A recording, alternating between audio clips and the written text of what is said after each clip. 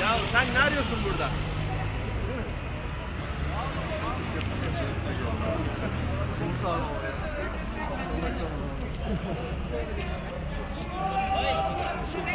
Yaralı aşkına tekbir! Allahu Ekber! Tekbir! Allahu Ekber! Doğu Türkistan mücahitleri aşkına tekbir! Allahu Ekber!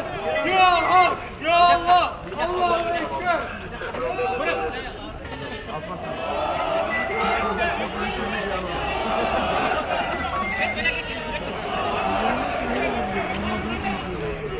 Deli gidersen sağ olsun.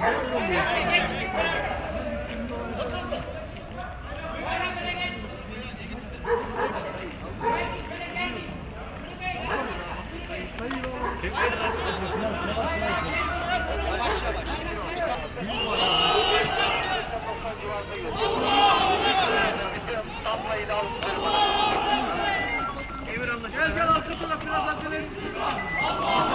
41.90 tam sayı aldıralım. Bilgi.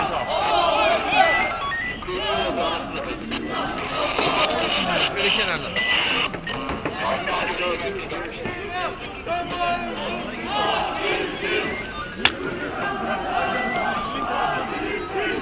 Polis yok.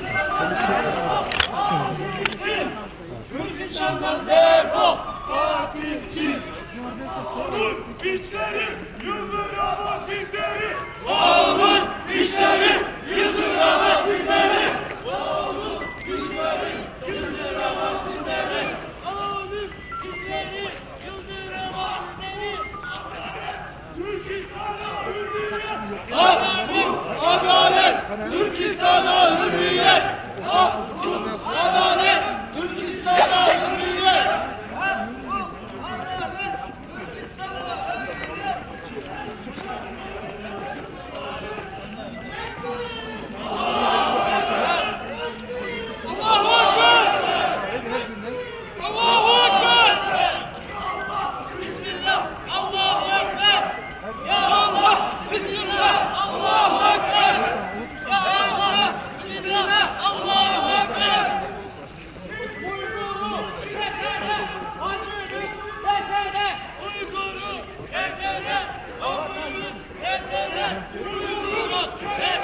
Benim köy kralı vermedi. Biz zekamız.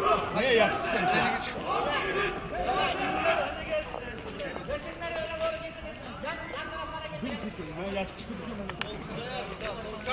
Bayraklar havada olsun. Bayraklar. Herkes çıkar bak.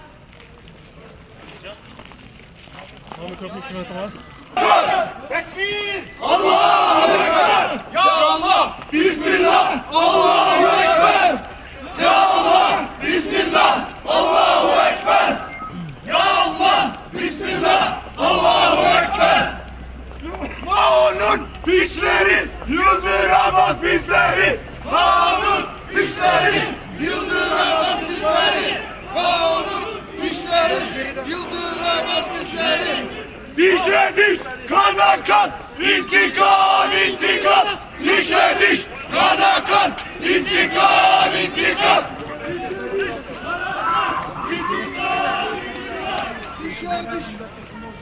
Kahrolsun Kızılçin, Türkistan'dan defol!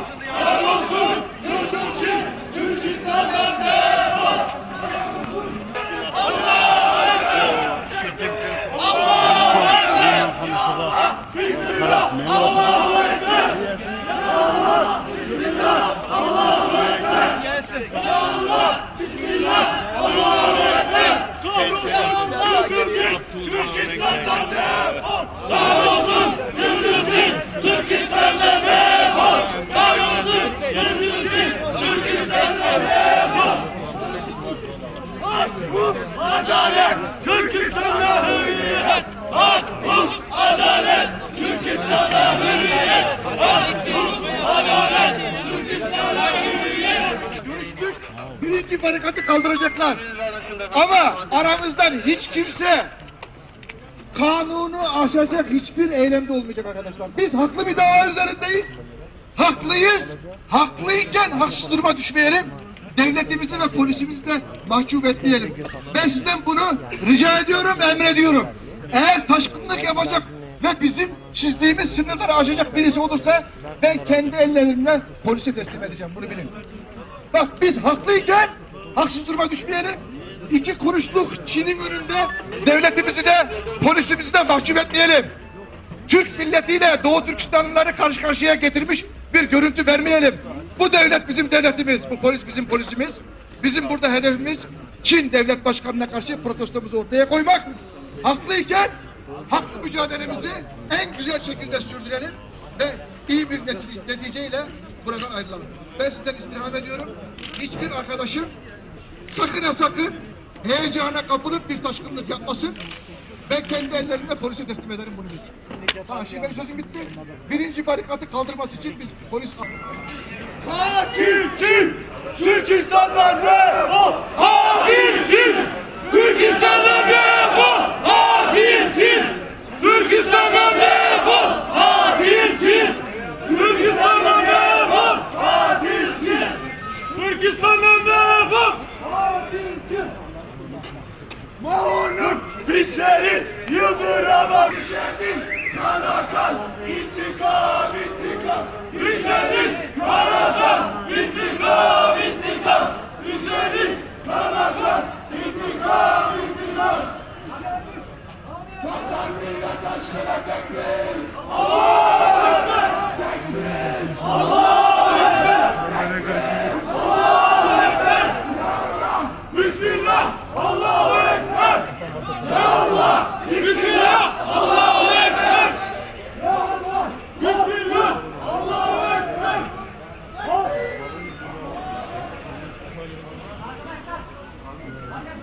Hak, hukuk, adalet, Türkistan'a hürriyet. Hak, hukuk, adalet, Türkistan'a hürriyet. Hak, hukuk, adalet, Türkistan'a hürriyet. Katil Çin, Türkistan'dan defol. Katil Çin, Türkistan'dan defol. Katil Çin, Türkistan'dan defol. Mao'nun güçleri yıldıramaz bizleri. Mao'nun güçleri yıldıramaz bizleri. Mao'nun güçleri yıldıramaz bizleri. Uygur'u kesene, Bambi'ni kesene. Uygur'u kesene, Bambi'ni kesene. Hak, hukuk, adalet, Türkistan'a hürriyet. Hak, hukuk, adalet, Türkistan'a hürriyet. Hak, hukuk, adalet, Türkistan'a hürriyet.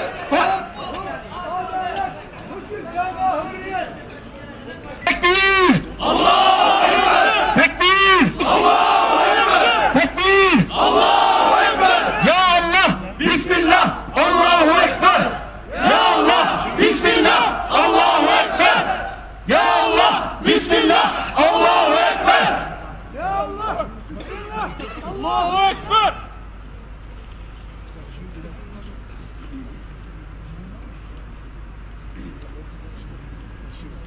Uygurlar burada insan hakları nerede? Uygurlar burada insan hakları nerede? Uygurlar burada insan hakları nerede? Uygurlar burada insan hakları nerede? Müslüman Türkiye kafirle bir olma. Müslüman Türkiye kafirle bir olma. Müslüman Türkiye kafirle bir olma. Evet, açıklamaya başlıyoruz. Buyurun Sayın Genel Başkan. Muhterem basın mensubu arkadaşlar, Çin Cumhurbaşkanı Yardımcısı Xi Jinping'in Türkiye ziyareti münasebetiyle Çin devletinin Doğu Türkistan'da uyguladığı insan hakları ihlalleri ve soykırım politikasını protesto etmek amacıyla burada bulunmaktayız. Konunun bu kadar hassas, kırılgan ve karmaşık hale gelmesinin sorumlusu Çin Komünist Partisi'nin uluslararası hukuk kurallarını ihlal ederek 1933 ve 1944'te kurulan bağımsız Doğu Türkistan Cumhuriyetlerinin 1949 yılında Mao önderliğindeki Kızıl ordusu tarafından işgali sorunun başlangıcıdır. Tabii ki aradan geçen 63 yıllık sürede Çin'in Doğu Türkistan üzerindeki sömürü ve sistematik asimilasyon politikaları meseleyi daha da karmaşık ve çok hassas bir konuma getirmiştir. Doğu Türkistan'ın Çin Komünist Partisi tarafından işgalinden sonra Çin Komünist Partisi'nce imza altına alınan 1955 Sözde Uygur Özellik Anlaşması'nın hiçbir maddesi tam anlamıyla yerine getirilmemiştir. Katil Çin! Türkistan'dan defol! Katil Çin! Türkistan'dan defol! Katil Çin! Türkistan'dan defol! Katil Çin! Türkistan'dan defol! Katil Çin! Çin'in Doğu Türkistan'da gerçekleştirdiği 1964 ve 1997 toplam 46 nükleer deneme büyük bir felakete yol açmıştır. 1949 işgal öncesinde Doğu Türkistan'da %3 ila 5 civarında Çinli göçmen sayısı bugün 5 Temmuz 2009 olaylarının vuku bulduğu Ürümçi'de %80 civarına ulaşmıştır. Diğer şehirlerde de, yani Doğu Türkistan'ın diğer şehirlerinde de Çinli göçmen sayısı %30-40'ları çoktan aşmıştır. Bununla birlikte bölgenin demografik yapısı değişmiştir. 1985 yılından günümüze kadar Doğu Türkistanlar üzerinde acımasızca tek çocuk ve aile planlaması uygulanmaktadır. Kota fazlasız gebelik denilerek hatta 7-8 aylık hamile kadınlar dahi zorla kürtaj edilmekte.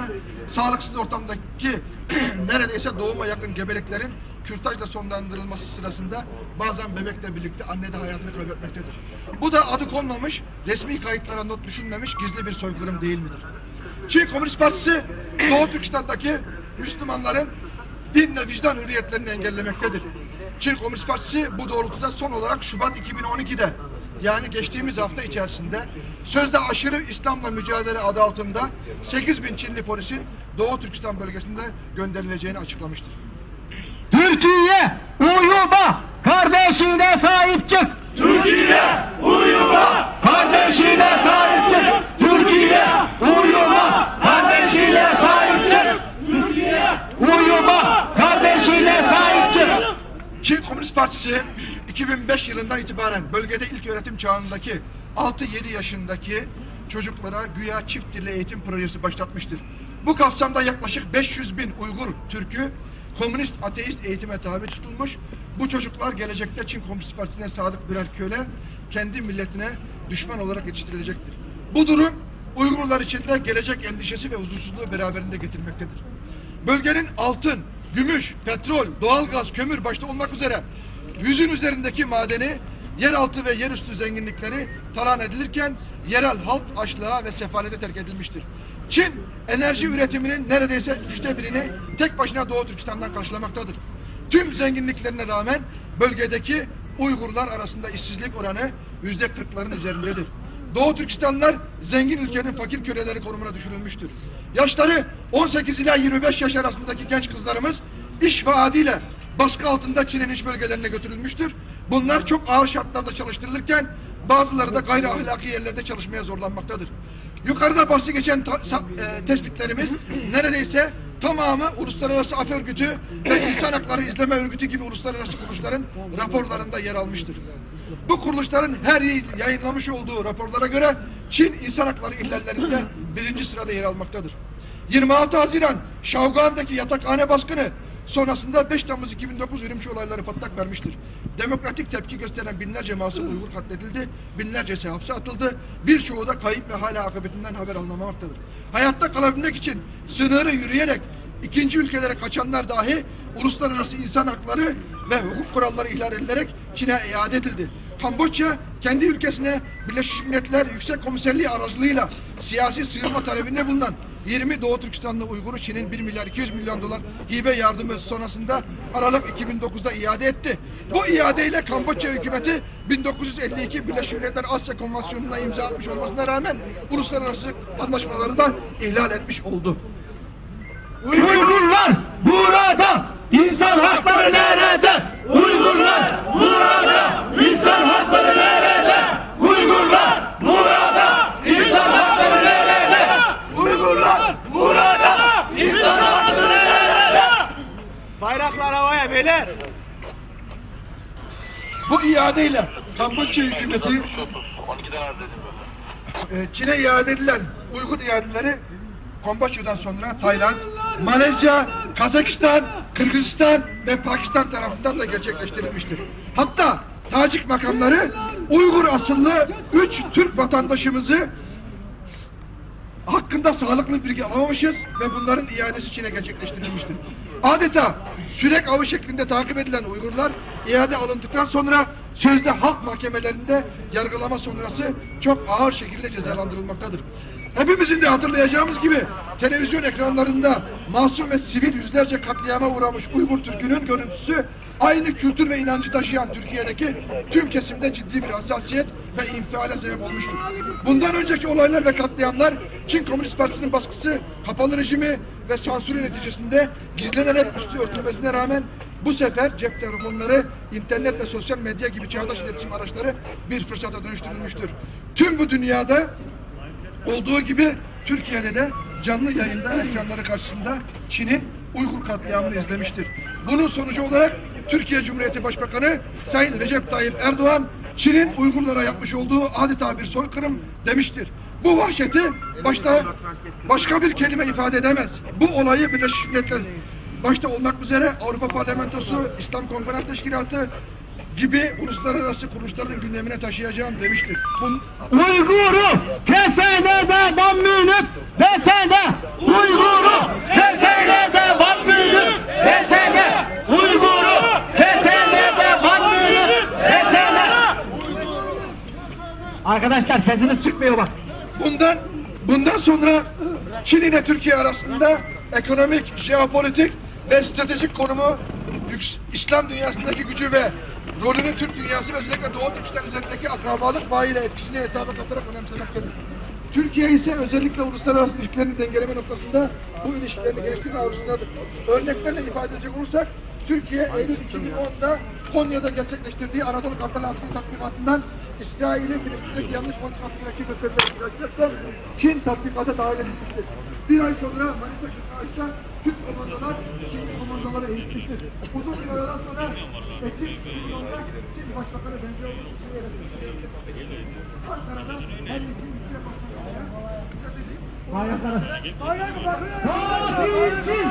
Türkistan'dan defol! Hakim Çin!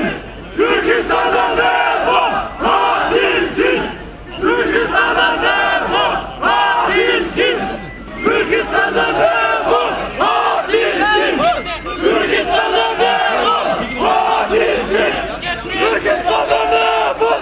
Hakim Çin!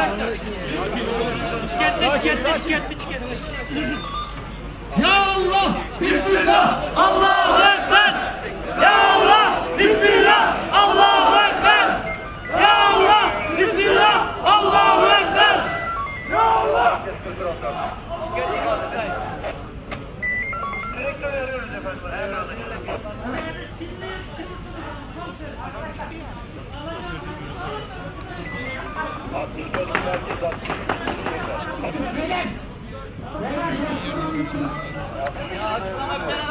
Kafesten uçtu.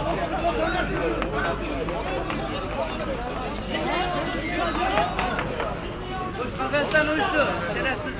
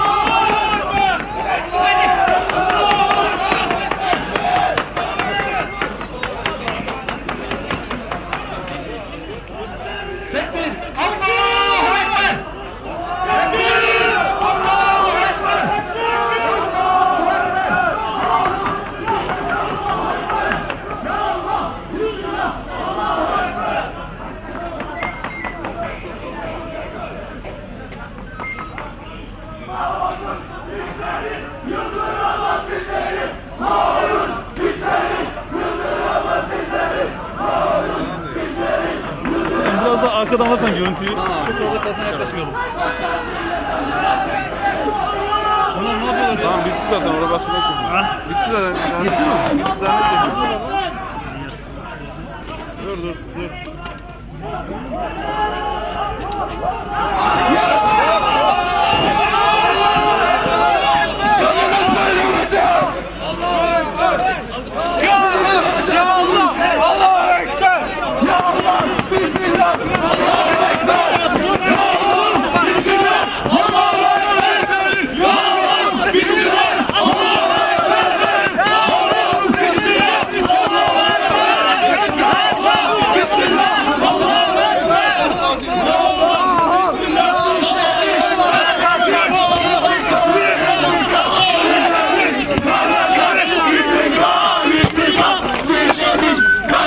Seyit Bey.